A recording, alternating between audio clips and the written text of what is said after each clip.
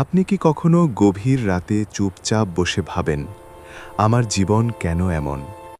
আমি চেষ্টা করি, আমি দোয়া করি, তবুও মনে হয় সবকিছু আগের মতোই। কেন আমি শান্তি পাচ্ছি না? কেন আমার কষ্ট কমছে না? আমাদের মনে অনেক প্রশ্ন থাকে, কিন্তু উত্তর আসে আল্লাহর কাছে ফিরে গেলে। আমরা মানুষ, আমরা ভুল করি, আমরা গুনাহ করি, আমরা নিজেদের উপর জুলুম করি। কিন্তু আমরা ভয় পাই আল্লাহর কাছে ফিরে যাওয়া ভয়।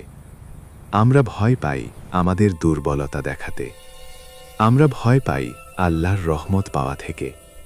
কিন্তু আল্লাহ বলেন, আলা বিযিক্রিল্লাহি তাতমাইন্নুল কুলুব।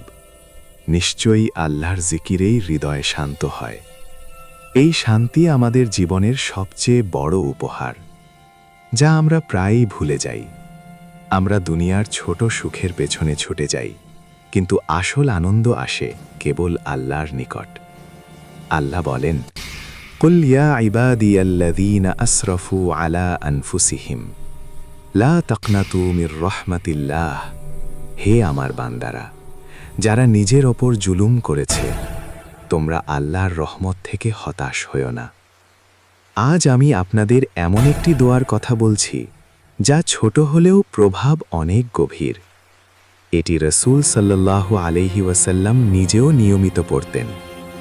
দোয়াটি হল, আল্লাহুম্মা ইন্নী যালামতু নাফসি যুলমান কাসীরান ফাগফির লি ফাইন্নাহু লা ইয়াগফিরুয যুনুবা ইল্লা আনত।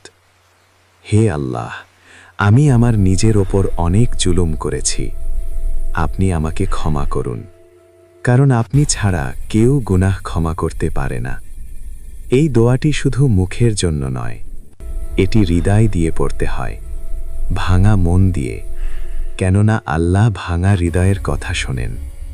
তিনি চোখের পানির ভাষা বোঝেন, তিনি নিঃশব্দ কষ্টও দেখেন। রাসূল সাল্লাল্লাহু আলাইহি ওয়াসাল্লাম বলেছেন, যে বান্দা কাঁদতে কাঁদতে আল্লাহর কাছে ফিরে আসে, আল্লাহ তার দিকে আরও কাছে আসেন। যদি আপনি মনে করেন, আমি অনেক বড় গুনাহ করেছি, আমার দোয়া কি কবুল হবে? উত্তর হল হ্যাঁ, কারণ আল্লাহর রহমত আপনার গুনাহের থেকেও বড়।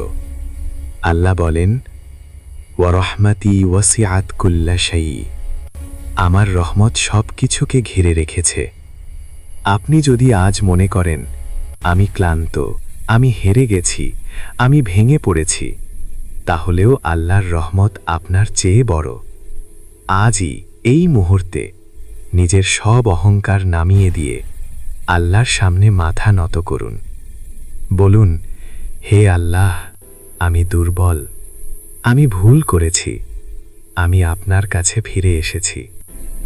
এই দোয়া পড়ার সময় ভাবুন, আপনার প্রতিটি ভুল, প্রতিটি দুঃখ, প্রতিটি কষ্ট আল্লাহর রহমতে শূন্য হয়ে যাচ্ছে। যে ব্যক্তি নিয়মিত এই দোয়াটি পড়ে, তার হৃদয়ে আল্লাহর নরম অনুভূতি নেমে আসে, তার জীবনে শান্তি আসে, তার দুশ্চিন্তা হালকা হয়।